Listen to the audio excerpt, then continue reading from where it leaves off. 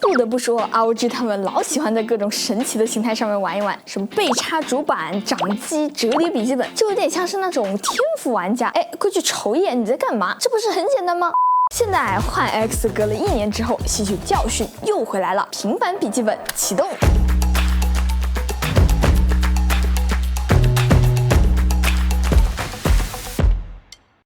X 2025最大的变化是它这一次明显没有那么追求参数正义了。坏消息，独显没了。好消息，这个 APU 的集成显卡巨强。没错，2025款的幻 X 直接投靠 AMD， 首发锐龙 AI Max 加395。别的不说，现在这些命名真的是乱七八糟。AMD 从弱到强 ，AI 5、AI 7、AI 9、AI Max。幻 X 2025用的是最强的系列 AI Max 加。一个这样的电脑居然能够塞进去16核32线程，甚至集成的 GPU 都有 RTX 4060的水平，简单试一下还真有。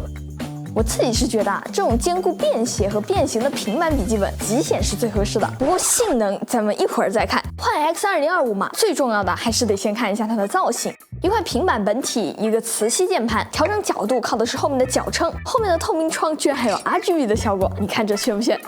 甚至它还留了一个后置摄像头，脚撑下面呢还藏着一个口，可以更换 M2 固态。接口上面侧面2个 USB4 40G 的，都支持100瓦的 PD 3.0 快充。另外一边呢还有一个 Type A 接口，插接收器什么的正好。还有一个 HDMI 2.1 接口，下面是一个200瓦的电源接口，还保留了一个 microSD 接口，这或许插运动相机什么的卡比较方便。这一次用集成显卡，不需要像以前独显调度那么麻烦，想用就用，不想用就歇着。电池还一下子大了14瓦时，而且作为集成显卡，显存的大小是从内存里面划出来的，这居然能最高分到48G，跑大模型狂喜是吧？为了保证显存速度，这一次全系用的都是 LPDDR5X 256比特8000频率的内存，写入速度都超过了200Gbps 了，简直离谱。最近 DeepSeek 不是很多人在用吗？在线版直接卡到用不了，在幻 X 上面还可以勉强部署个儿童版 DeepSeek， 试试32B 参数的版本哦。要知道，一般来说这得4090的24G 显存才能跑得动，那我选一个32G 显存，看看能不能跑。Spell red. Red, LSTER。好家伙，32B 的 Q4 量化居然还真能跑，直接 GPU 卸载拉满。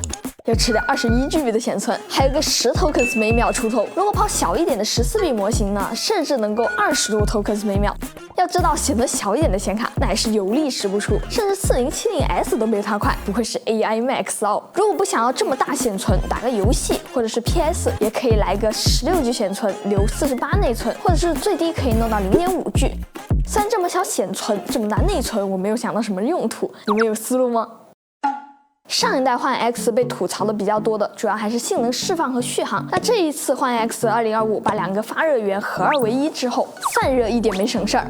我试了一下，单烤 CPU 和 GPU 各15分钟都能维持在80瓦的功耗，没有过热降频。而且本来集成显卡的性能调度就比较自由，同样80瓦左右的功率，给 CPU 和 GPU 就是左手倒右手的事儿。再加上直接大了25%的电池，实际用的时候呢，出门写稿子1小时44分钟掉了28%的电，看 B 站4K 视频开半屏弹幕1个小时18%，这表现你觉得够用了吗？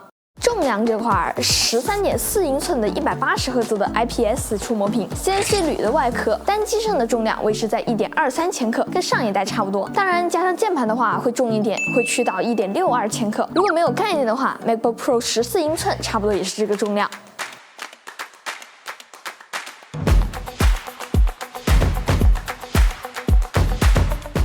我这种手柄玩家来说，这形态简直就是史诗级加强，好吧？激进点的话，还可以出门不带键盘，只带一个鼠标，甚至只带一个手柄，大号 Steam Deck 是吧？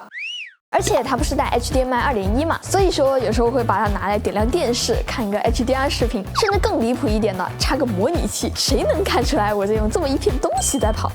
我这台1T 加64G 的配置，插线跑黑神话，不开真生成，2K 分辨率高画质居然能跑到平均61帧，地平线超高画质也能跑到79帧，而且这还是2K 分辨率下面玩的。以往我想出门打游戏，不想麻烦，就只能带一个Win掌机，顶多就跑跑哈迪斯之类的。但幻 X 2025真跑3A 完全没啥问题啊！当然，这个时候的幻 X 是这个东西的。好家伙，梦回大学宿舍的水是。不过这个时候如果插根线就有点束手束脚了，但即使是拔掉线，也有45瓦左右的性能释放，这时候能效比反而更好。你看黑神话也有51帧，如果愿意下降一点分辨率到1200p，高画质不插电也能跑到59帧。更爽的是地平线还能在超高画质跑67帧。你看你朋友出门就打王者，你出门打3A。其实我觉得插着线的时候用这个模式也挺好的，会安静很多很多。不过离点我更喜欢的还是开一个安静模式，出风口只会非常微弱的散发一些热量。别看它安静，性能也真不差，还能省点电。旅游的时候我甚至带着它在飞机上面打环世界。之前感觉这个游戏实在是太难了，玩到一半就弃坑了。前段时间呢看了森娜的新视频，又捡回来玩了。别说这些模拟游戏，光在家里面玩的时间不够，还真得带一个笔记本随时玩。那几天旅个游也能玩上个10几个小时。我在欧洲快把飞船做出来打通关了，12个小时的飞机时长，一会儿睡一会儿，嗖的一下就过去了。不过要出门打游戏，还是建议带着充电器，毕竟即使是70瓦时的电池，安静模式打环世界58分钟耗了62%的电量。要玩久一点的话，还是得插电。坏消息是要插线，好消息是 Type-C 支持100瓦充电。在这一段时间的使用里面，这个形态还真让我用着有点上头。你看，放在餐桌上面不会占一块地方，看视频下饭就贼方便。放在床上打游戏也不会堵到散热口。不过像我的话呢，如果完全不带这块键盘的话，还是会感觉心里面有点空落落的。反正顶多就放在包里面备用着，笑死。如果要装上键盘，手感不错，这一代的触控把它加大了，基本上它就是一个正经的笔记本。不过我得注意点，可别忘了这东西它没转轴，要是开到一半忘了，直接松手那就乐了。所以说，我对幻X 2025的理解是个形态更自由的平板笔记本，跑游戏的时候不会烫手，键盘又可以360度折叠，可以不带键盘出门，带触屏还附带一根笔，甚至还有后置摄像头，你可以拿出去拍点 CCD 绝子。但不可否认，这是一台很特殊的笔记本，对于某些小伙伴的需求可能非常的好用。你看，我臭打游戏的，连 Win 掌机都用过一段时间。那么你呢？它抽到你了吗？OK， 那么以上就是本期视频的所有内容啦。如果这期视频还有点意思的话，记得给我点赞3连关注哦，这对我来说非常重要。那我是切蒂，咱们下期再见吧，拜拜。